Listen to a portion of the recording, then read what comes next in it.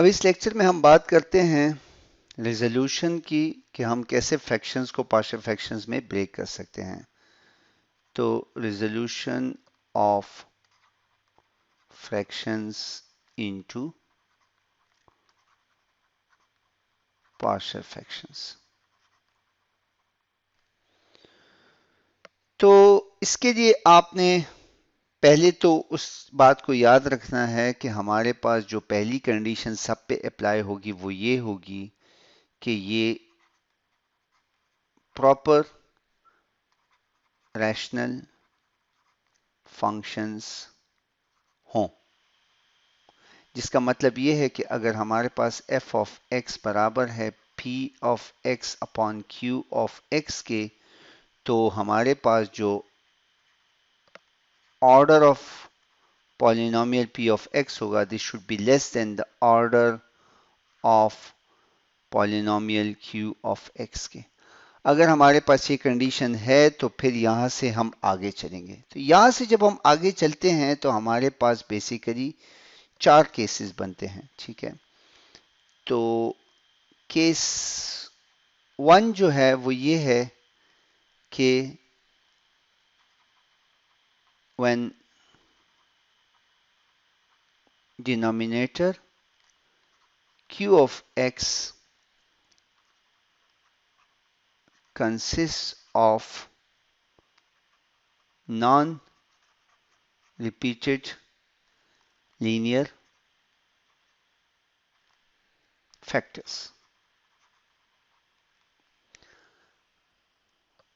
اب اس میں کون سے کیسز آتے ہیں، میں آپ کو ایک ایگزامپل یہاں پہ لکھ دیتا ہوں. اس لیکچر میں صرف کیسز کو ڈسکس کرتے ہیں، ان کو پھر ڈیٹیل میں ہم اگلے لیکچرز میں دیکھتے ہیں. یہ اگر ہمارے پاس ایک کیس ہے 1 اپون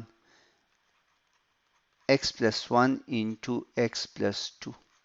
اب یہ دیکھیں یہ سمپل ہمارے پاس لینئر فیکٹرز ہیں، ٹھیک ہے، اس میں کوئی اسکوائر وغیرہ کی کوئی بات نہیں ہے، اور یہ نان ریپیٹنگ ہے. x پلس 1 اور x پلس 2 اس میں کوئی ریپیٹنگ پیٹرن نہیں ہے. تو یہ تو ہمارے پاس ہو گیا بیسیکلی کیس نمبر 1. اب ہم بات کرتے ہیں کیس نمبر 2 کی، اور یہ بالکل اسی سے ملتا جلتا ہے کہ when denominator q of x consists of repeating linear factors.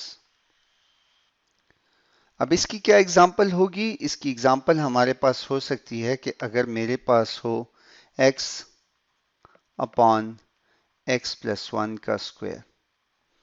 تو یہ دیکھیں ہمارے پاس بیسیکلی ایک طرح سے x upon x plus 1 into x plus 1 ہے. تو وہی لینئر ٹرم ہے جو ریپیٹ ہو رہی ہے. تو یہ ہمارے پاس کیس نمبر 2 بنتا ہے. اب کیس نمبر 3 کیا ہے؟ وہ یہ ہے کہ when denominator q of x consists of non-repeated quadratic factors.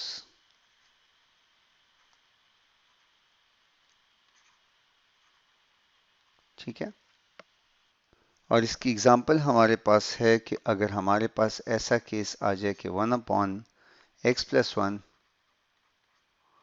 Into x square plus 2. اب یہ کوڈریٹک فنکشن ہے کیونکہ یہاں پر ہمارے پاس اسکوائر آ چکا ہے، ٹھیک ہے، اور یہ ہمارے پاس ایک لینئر ٹرم ہے، لیکن یہ ریپیٹ پہ ریپیٹ ہوتے جا رہا ہے، اور یہ سوری ریپیٹ نہیں ہو رہا، آلدو کہ اس میں دوسری ٹرم آ رہی لیکن وہ اس کی ریپیٹیشن نہیں ہے. تو یہ ہمارے پاس کیس سی کو فارم کرتا ہے.